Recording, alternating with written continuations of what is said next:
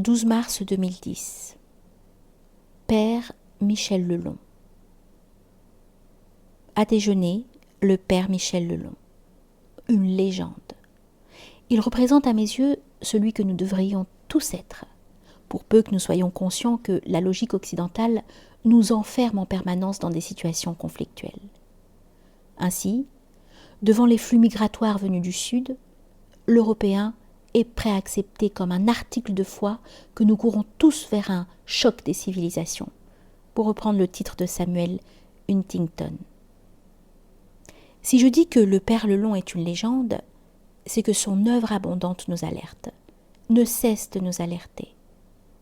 Sortons de nos prisons mentales, ouvrons toutes grandes nos fenêtres, débarrassons-nous du stérilisant manichéisme qui nous rassure tant.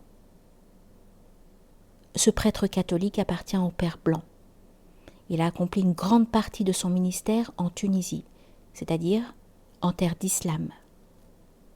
Arabisant, islamisant, il s'est évertué sa vie durant à jeter des ponts entre la communauté musulmane et la chrétienne. Car enfin, s'il est vrai que les racines juives du christianisme sont multiples, il est non vrai que nombreuses sont aussi les racines chrétiennes de l'islam. Seulement voilà, autant celles-là sont proclamées, autant celles-ci restent cachées. À ma demande, il vient d'écrire les 7 dernières paroles du Christ. Selon lui, il s'agit de son livre Testament. J'apprécie sa voix retenue, qui s'accorde avec un maintien modeste. Élégant jusqu'à la discrétion, il offre de l'Église une image rayonnante. C'est qu'il vit l'Évangile non seulement en sa qualité de prêtre, mais aussi par son combat pour une reconnaissance du fait musulman. À l'évidence, la foi le dévore. Je profite de sa présence pour revenir sur ma grande interrogation au sujet du Paraclet. Le texte de Saint Jean, le père Lelon le connaît par cœur.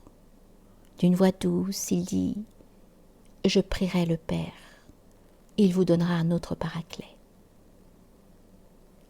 Par cette citation, m'invite-t-il à prolonger ma réflexion, à poursuivre ma quête?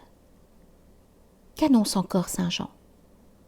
Quand viendra l'Esprit de vérité, il vous guidera vers la vérité tout entière, car il ne parlera pas de son propre chef, mais il dira ce qu'il entendra. 2 mots me bouleversent. Un autre Paraclet et l'Esprit de vérité. Chaque fois que je les entends, je ne peux m'empêcher de frissonner. Que signifie donc un autre Paraclet?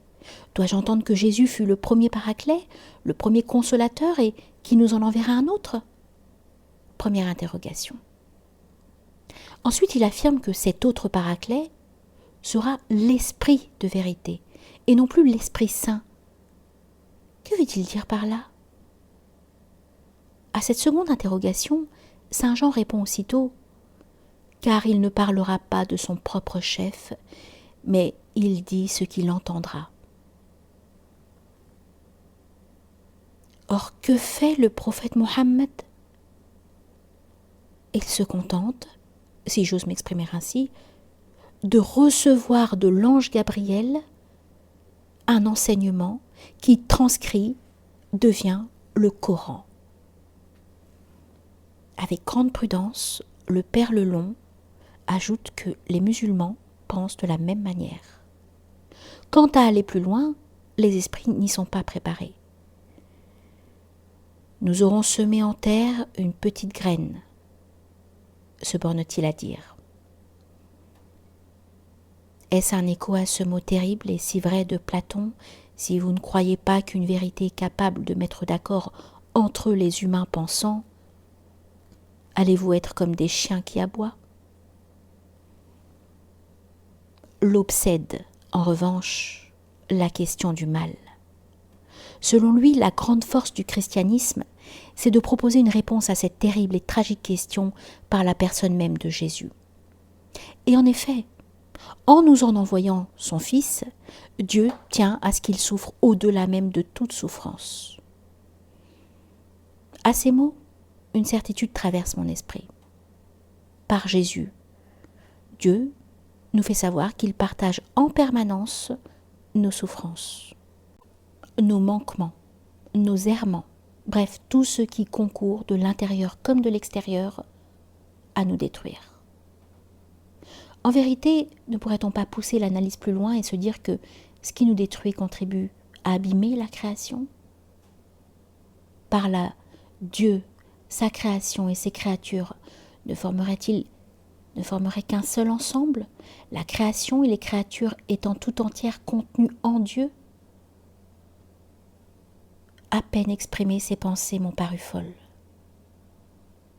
Michel Lelong a bien raison de conseiller la prudence en ces matières. Dieu, dit-il enfin, nous devrions parler de lui le moins possible. Par bonheur, c'est l'heure de passer au salon et de déguster un café. Quand je pense que le père Lelong a été accusé d'antisémitisme et qu'il a traîné devant les tribunaux, son défenseur maître Francis Lamand l'a fait innocenter en soutenant que d'attaquer la politique d'un État ne signifiait en rien que l'on s'en prit à la religion de cet État ou à son ethnie. Thèse qui fait désormais jurisprudence. Il reste que son combat pour une Palestine indépendante et souveraine continue de déranger, et qu'il se trouve encore de bons esprits pour dénoncer son supposé antisémitisme, à seule fin d'oublier en lui le chrétien assoiffé de justice.